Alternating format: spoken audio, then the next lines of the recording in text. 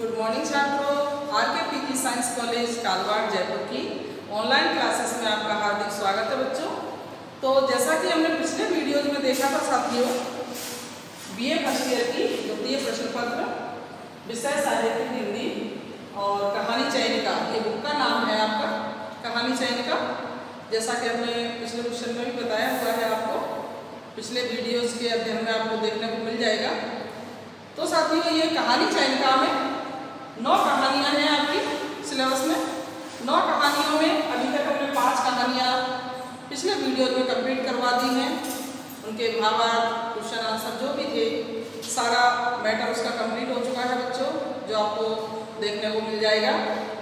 और अभी हम बात करते हैं कहानी नंबर 6, मलबे का मालिक। तो साथियों, इसका भी हमने भावार्थ और 2 क्वेश्चन, पहला और दूसरा, कंप्लीट करवा दिए हैं, जो पिछले वीडियोज में आपको देखने को मिल जाएंगे। और मलबे का मालिक कहानी के साथियों लेखक है मोहन राकेश। मोहन राकेश लेखक है, लेकिन साथियों इनका मोहन राकेश नाम ये उपनाम है, इनका वास्तविक नाम है मदन मोहन गुलानी। मदन मोहन गुलानी नाम है इनका वास्तविक नाम। और मलबे का मालिक जो कहानी है साथियों, ये कहानी आपकी भारत पाक विभाजन के समय की सामाजिक संघर्ष की कहानी है। उस समय क्या त्रासदी घटित हुई थी, उस त्रासदी की विभीषिका, जो भयंकर विभीषिका त्रासदी में घटित हुई थी साथियों, उसी की यहाँ चर्चा इस कहानी में की गई है। तो हम देखेंगे आगे तीसरे क्वेश्चन में लेखक आपसे क्या पूछ रहा है। ये एक समीक्षात्मक प्रश्न है साथियों तीसरा, तो उस पर चर्चा करते हैं, देखते हैं आगे। समीक्षात्मक जो तात्विक समीक्षा इस कहानी की पूछी गई है आपसे, तो तात्विक समीक्षा में चलेंगे आगे। प्रश्न नंबर 3,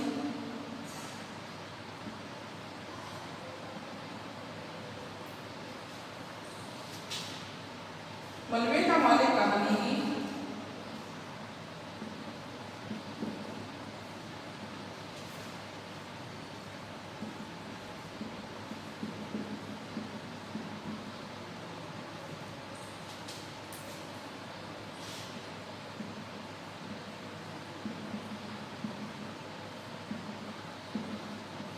मलबे का मालिक कहानी की तात्विक समीक्षा कीजिए।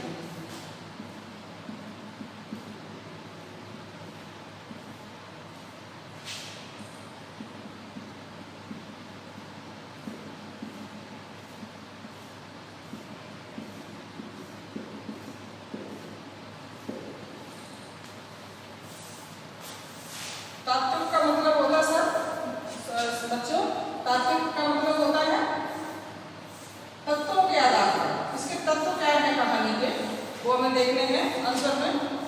तो उत्तर नंबर 3 आगे देखेंगे। सबसे पहले जैसे कि हम जानते हैं कि तत्व क्या होते हैं, सबसे पहले कथा वस्तु या कथानक होता है कहानियों में अक्सर। तो साथियों चलेंगे कथा वस्तु, पहला पॉइंट है इसका।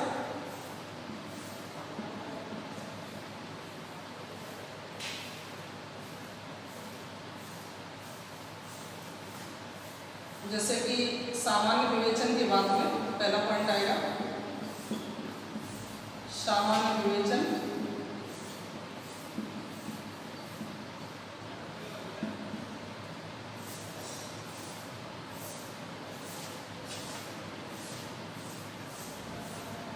इसके बाद पहला पॉइंट कथा वस्तु।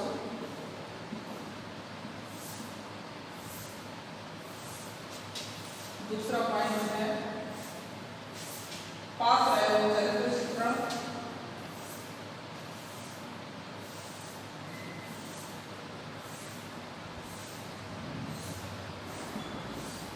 पात्र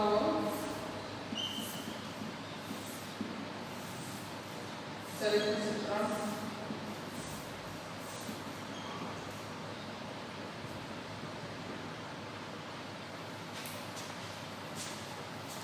तीसरा पॉइंट है संवाद सौष्ठव।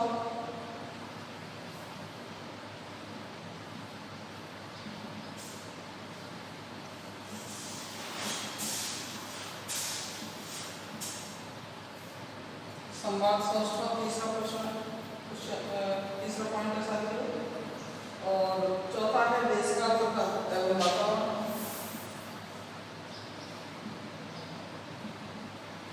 देश का एवं वातावरण।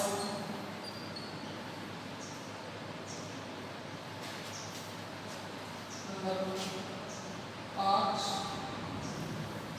भाषा शैली।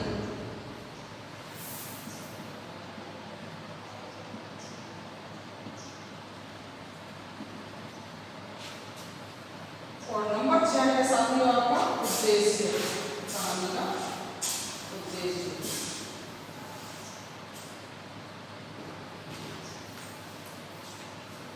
तो ये सभी जो है ना साथियों आपके तत्व हैं कहानी के। तो अभी हम चलते हैं सबसे पहले सामान्य विवेचन की ओर, आपको ले चलते हैं कि सामान्य विवेचन क्या है इस कहानी का, उस पर चर्चा कर लेते हैं। और लास्ट में हम चलेंगे सबसे इस उद्देश्य के बाद में आ जाएगा आपका निष्कर्ष, कहानी का निष्कर्ष आ जाएगा। तो बच्चों यहाँ जो है मलबे के मालिक कहानी की तात्विक समीक्षा पूछी गई है आपको। तात्विक समीक्षा सबसे पहले सामान्य विवेचन पर चर्चा करते हैं, फिर हम पॉइंटों पर बात करेंगे। तो देखेंगे सामान्य विवेचन क्या है साथियों इस कहानी का, बात करते हैं आगे। सामान्य विवेचन में साथियों मलबे का मालिक मोहन राकेश की यथार्थ के धरातल पर रची गई एक महत्वपूर्ण कहानी है। और मोहन राकेश एक ऐसे नई कहानियों को रचने वाले कलाकार हैं जिन्होंने अपनी कहानियों के माध्यम से यथार्थ को व्यापक सामाजिक स्तर पर प्रस्तुत करने का प्रयास किया है साथियों। आपकी आरंभिक कहानियों से समष्टि चिंतन दृष्टिगोचर होता है और वे प्रेमचंद तथा यशपाल के सामाजिक यथार्थ को विकसित करने में प्रयत्नशील जान पड़ते हैं। तो बच्चों लेकिन धीरे धीरे लेखक व्यष्टि चिंतन की ओर अग्रसर होता चला गया है तथा वैयक्तिक एवं पारिवारिक स्तर पर यथार्थ को अत्यंत सफल एवं संतुलित ढंग से प्रस्तुत करने लगा है। तो बच्चों धीरे धीरे फिर लेखक कलात्मकता की ओर उन्मुख हुआ है, कलात्मकता की ओर उन्मुख हुआ है और अपनी अंतिम कहानियों में वह कलावादिता का हामी होता चला गया है, जहां उसका कथाकार तो बिखर गया है किंतु कलात्मकता प्रौढ़ और जटिल होती गई है साथियों। तो ये बात हुई हमारी सामान्य विवेचन की। अब हम बात करेंगे बच्चों पहला पॉइंट कथा वस्तु। तो कथा वस्तु में देखेंगे बच्चों मोहन राकेश की सुप्रसिद्ध कहानियों में से मलबे का मालिक कहानी में विभाजन की विभीषिका से उत्पन्न क्रूरता एवं अमानवीयता का मर्म स्पर्शी चित्रण हुआ है बच्चों। इस कहानी में अब्दुल गनी अमृतसर में आकर अपने मकान के मलबे के ढेर को देखता है।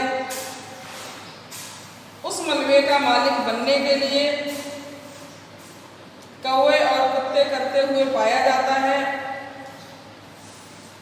इस कथानक में साथियों भारत और पाकिस्तान के विभाजन से उत्पन्न उस विभीषिका का चित्रण हुआ है जिसके फलस्वरूप अनेक परिवार उजड़ गए थे, अनेक व्यक्ति सांप्रदायिकता का शिकार होकर काल कवलित हो गए थे और हजारों घर मलबे के ढेर में तब्दील हो गए थे साथियों। इस कथानक का मलबा विभाजन की उसी आतंकपूर्ण स्थिति की करुण गाथा सुना रहा है साथियों, जो अराजकता जैसे मलबे को देखकर उसे अपने आप ही सारी घटना का पता चल जाएगा। और गनी मलबे की मिट्टी खोद खोद कर अपने ऊपर डाल रहा था साथियों। दरवाजे की जली हुई चौखट को बाह में लिए हुए रो रहा था। बोल चिराग दिन बोल, तू कहाँ चला गया। इस प्रकार बुजुर्ग रो रहा था। संपूर्ण कथानक में साथियों एक बूढ़े मुसलमान गनी को उसके संपूर्ण परिवेश में चित्रित किया गया है। अपने अपने मकानों को देखने के लिए एक बार लाहौर से कुछ लोग अमृतसर आए थे। उनमें गनी मियाँ भी थे। 7.5 वर्ष लाहौर में रहने के बाद भी उनके मन में मकान के प्रति मोह था। हॉकी का मैच देखना तो उनके लिए एक बहाना था।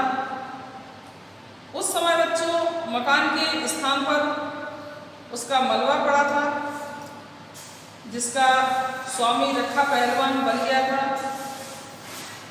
उसके चारों ओर नई नई इमारतें बन गई थी, परंतु उनके बीच में वह मलबे का ढेर एक अजीब वातावरण प्रस्तुत करता था। इस प्रकार इस कथानक में साथियों भारत पाक विभाजन से उत्पन्न विभीषिका का चित्रण करते हुए तत्कालीन परिस्थिति के परिवेश का जीता जागता रूप प्रस्तुत किया गया है साथियों। और विभाजन के आतंक से पीड़ित मानसिक वेदना का यथार्थ चित्रण अंकित किया गया है। तो जैसा कि हमने कथा वस्तु के बारे में चर्चा की है, अब हम चलते हैं साथियों पॉइंट नंबर 2 पे, पात्र और चरित्र चित्रण। तो साथियों पात्रों का विवरण हमने फर्स्ट क्वेश्चन में भी किया था और आगे भी देख लेते हैं। पात्रों के नाम आएंगे अभी, जैसे अब्दुल गनी, चिराग दीन, उसका परिवार यानी चिराग दीन के बीवी बच्चे, ये सब मुख्य पात्रों में आते हैं।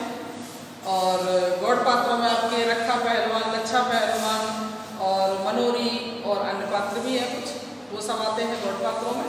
तो हम बात करते हैं आगे पात्र और चरित्र चित्रण की, दूसरा पॉइंट देखेंगे। तो आगे देखते हैं साथियों, मोहन राकेश ने अपनी कहानियों में ऐसे पात्रों का चित्रण किया है बच्चों जो पारिवारिक विघटन की पीड़ाओं को झेलने वाले हैं,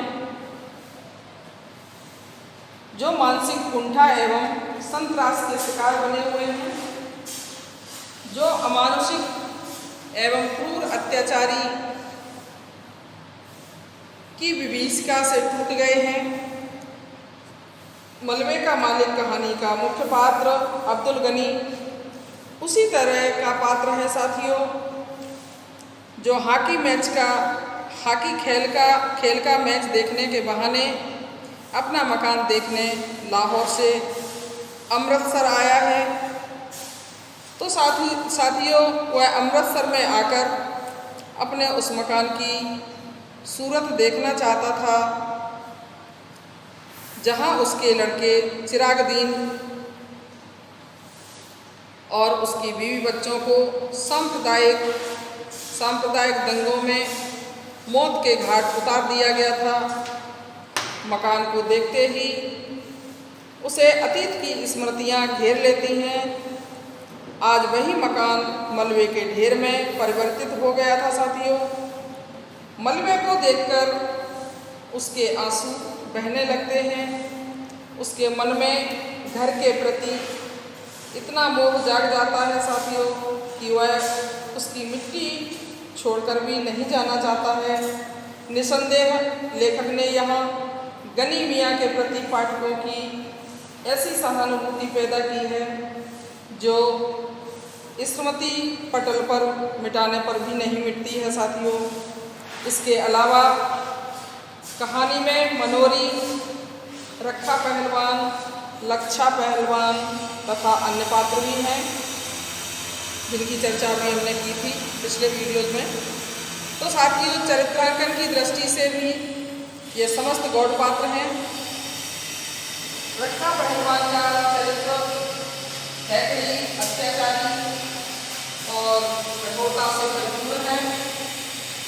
तो अब हम चलते हैं बच्चों पॉइंट नंबर 3 पर।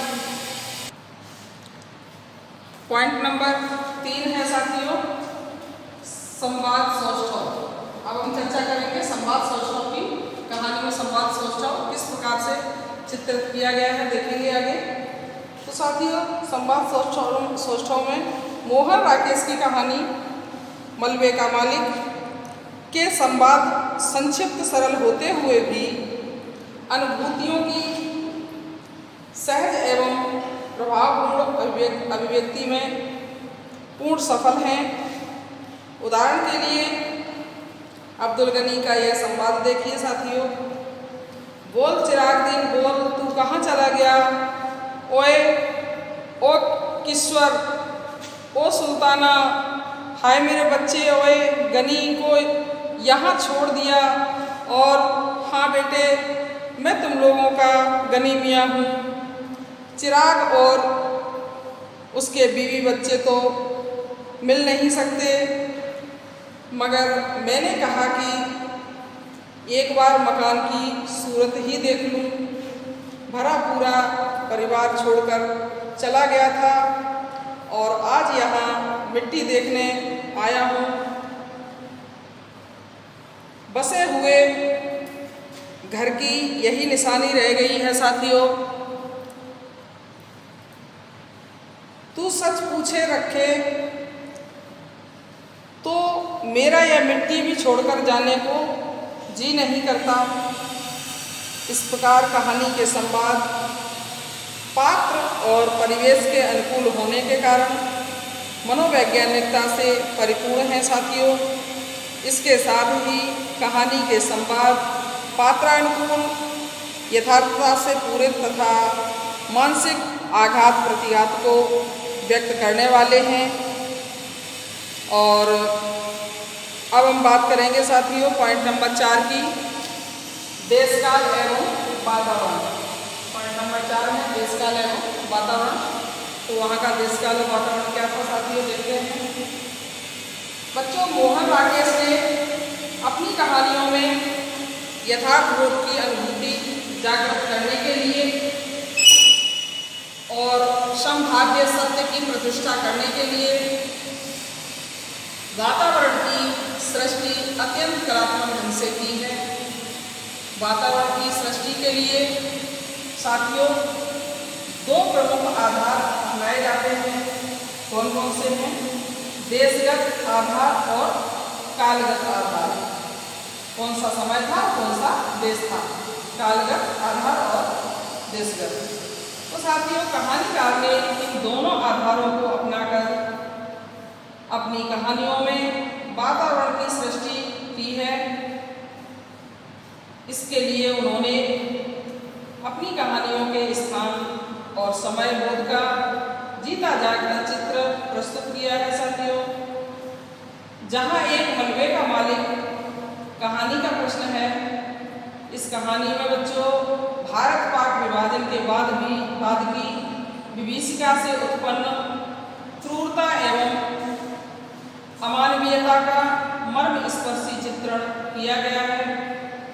जैसे कि उदाहरण के लिए देखिए थोड़ा सा आगे, अब 7.5 साल में उसमें से कई इमारतें तो फिर से खड़ी हो गई थी, मगर जगह जगह मलबे के ढेर अब भी मौजूद थे। नई इमारतों के बीच बीच में मलबे के ढेर अजीब ही वातावरण प्रस्तुत करते थे साथियों, जो मानव की क्रूरता और समय की प्रबलता के ही द्योतक थे। इसी प्रकार कहानीकार ने प्रस्तुत कहानी में देशकाल वातावरण की दृष्टि, देशकाल वातावरण की सृष्टि के लिए आतंकपूर्ण स्थितियों एवं घटनाओं का वर्णन इतनी सजीवता के साथ किया है साथियों कि उसका आतंक पाठक पर ही छा जाता है। उसका हृदय धड़कने लगता है, रोमांच हो जाता है और वह यह भूल जाता है कि कि वह कुछ पढ़ रहा है। बिल्कुल सही कहा साथियों, पाठक के मन में ऐसा ही होता है और वो भूल ही जाता है कि शायद वह कुछ पढ़ रहा है। इसकी जीती जागती मूर्ति स्पष्ट आंखों के सामने दिमाग पर छप जाती है, मस्तिष्क पर छप जाती है। तो साथियों पाठक भूल ही जाता है कि वह कुछ पढ़ रहा है। उसे और किसी चीज का ज्ञान रहे न रहे, पर कहानी की घटना उसके मन प्राण पर छा जाती है साथियों। और मलबे को देखकर उसे अपने आप ही सारी घटना का पता चल जाता है साथियों। और गनी मलबे की मिट्टी को खोद कर अपने ऊपर डाल रहा था और दरवाजे की चौखट को बाहों में लिए हुए रो रहा था। बोल चिराग दिन बोल, तू कहाँ गया, तू कहाँ चला गया, ओए ओ किस्वर, ओ सुल्ताना, हाय मेरे बच्चे, ओए गनी को कहाँ छोड़ दिया। ओए इस प्रकार कर करके विलाप कर करके कहानीकार ने इस कहानी में देश काल और वातावरण की सजीव सृष्टि की है साथियों। आप समझ गए होंगे कि देश काल और वातावरण किस प्रकार से लेखक ने कहानीकार ने इसको सजीव सृष्टि प्रदान की है। अब हम बात करेंगे साथियों पॉइंट नंबर 5 की। पॉइंट नंबर 5 है आपका भाषा शैली। तो साथियों भाषा शैली में देखेंगे कहानी के अंदर कौन सी भाषा कौन सी शैली है। तो आगे बात करते हैं साथियों। कहानी में प्रायः ऐसी भाषा का प्रयोग हुआ है जिनका फलक अत्यंत विस्तृत एवं विविधतापूर्ण है। उसकी छवि, रंग, मुद्रा, भंगिमा, संकेत एवं अर्थवत्ता में भी विविधता है। इसके साथ ही उनकी भाषा में नवीन संवेदना के दर्शन भी होते हैं। मलबे का मालिक कहानी में साथियों यह संवेदनात्मक स्थिति कई स्थानों पर सहजता से देखी जा सकती है, चाहे वह अब्दुल गनी का कथन हो या मुसलमानों की टोली का या पड़ोसियों का कथन हो। इसके साथ ही मलबे का मालिक कहानी में तत्सम, तद्भव, देशज, विदेशी, ग्रामीण, प्रांतीय आदि सभी प्रकार के शब्दों को स्थान मिला है बच्चों। सभी प्रकार की भाषाएं अपनाई गई हैं कहानी के अंदर। तो मलबे का मालिक कहानी की भाषा साथियों अत्यंत सरसता, स्वाभाविकता से भरपूर और संकेत बोध से भी पूरित है। कहानी में कौवा और कुत्ता उजड़े हुए जीवन के संकेत हैं। यहाँ कौवा, कुत्ता और पहलवान में जो संघर्ष छिड़ा हुआ है वह इस बात का संकेत करता है साथियों कि मलबे का मालिक यानी मलबे का वास्तविक जो मालिक है वह कौन है, क्योंकि तीनों ही उस पर अपना अपना अधिकार जमाना चाहते हैं। इस प्रकार कहा जा सकता है कि मोहन राकेश की कहानी मलबे का मालिक की भाषा सहज, स्वाभाविक, प्रांतीय शब्दावली से युक्त प्रभावोत्पादक है साथियों। जहाँ इस कहानी में शैली प्रयोग का प्रश्न है, यह कहानी मुख्य रूप से ऐतिहासिक शैली पर रचित है। जैसे कि भारत पाक विभाजन के समय की घटना है साथियों, तो ये ऐतिहासिक शैली पर रचित है कहानी। परंतु इसमें कथोपकथन शैली तथा प्रतीकात्मक शैली का भी थोड़ा विद्यमान है। अतः कहा जा सकता है कि भाषा शैली की दृष्टि से मलबे का मालिक मोहन राकेश की एक उत्कृष्ट रचना है साथियों। अब हम बात करेंगे पॉइंट नंबर 6 की। पॉइंट नंबर 6 है बच्चों उद्देश्य।